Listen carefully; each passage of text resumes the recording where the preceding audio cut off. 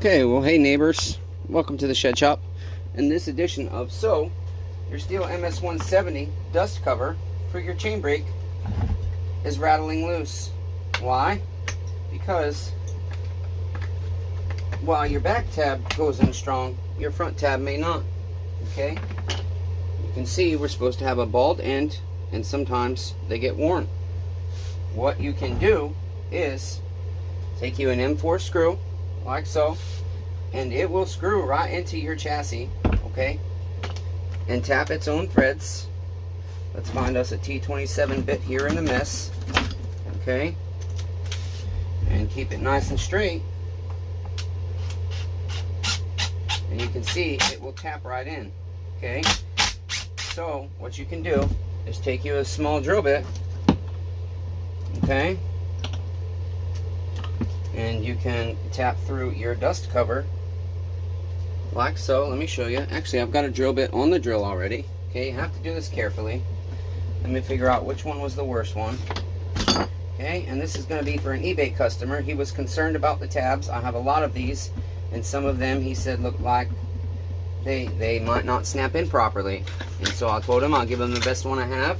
But what I'm going to do is I'm going to go ahead and drill holes in this one and put the screws in it for him and send him two. I will send him one modified one and one regular one, and for $8.99 shipping included, I think that's a pretty darn good deal. So we'll just use a punch here because we want to get centered. That will help our drill bit start right. Get a little bit better of a punch in this one. Nice and centered. Okay, we're going to take our drill. We're going to drill right through the center.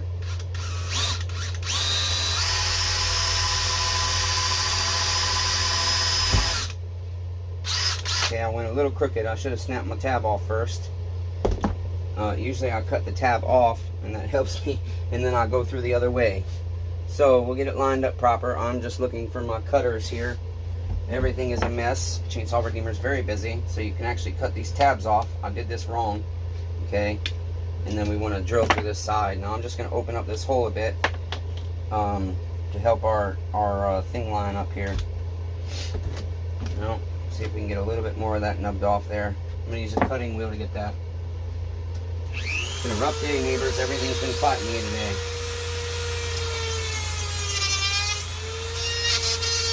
So smooth that out.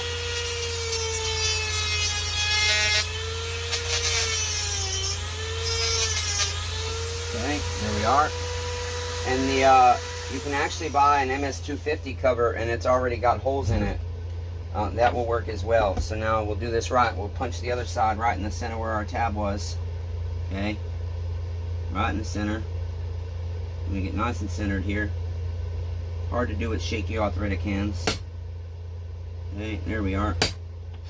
Now we'll drill through there.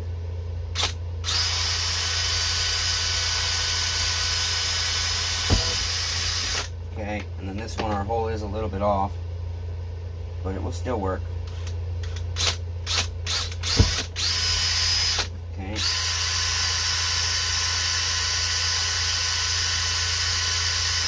trying to file that down to the right area. Okay, and then we take, like I said, those M4 screws. And this is a standard screw for many steel chainsaws, and I'm going to include these screws for them, even though they cost $1.86 a piece when I buy them. Okay, so you just put your dust cover on, okay, and then you just take your M4 screw, and I would recommend using some Loctite. Voila, just like that. Okay, and then we can use one more for the back. Did you guys see where my other screw went, or do I need to pull another one? I'll just pull another one for now instead of searching. I've got plenty. Okay. And this is a coarse thread screw. Okay, and then we go in the back, right here, like so.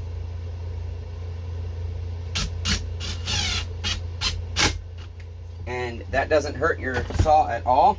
Okay. It just helps hold it on. And on this front one,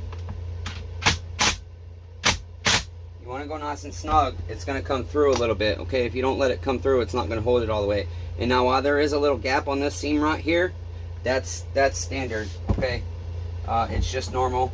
once your chain brake handle is in there and everything, a lot of times you have that gap even on a brand new saw. Okay, so that is what we can do for him.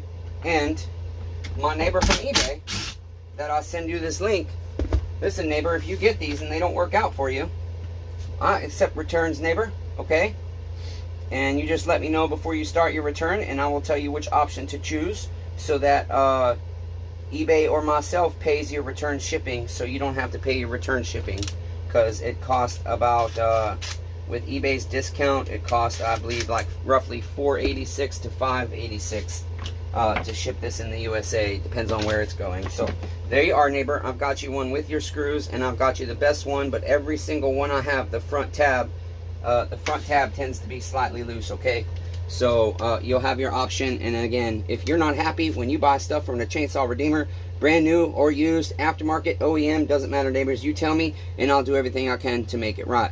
Be kind to one another. Everyone's facing a battle. I love all you neighbors, even though I really suck at it. Hashtag persevere. Until next time.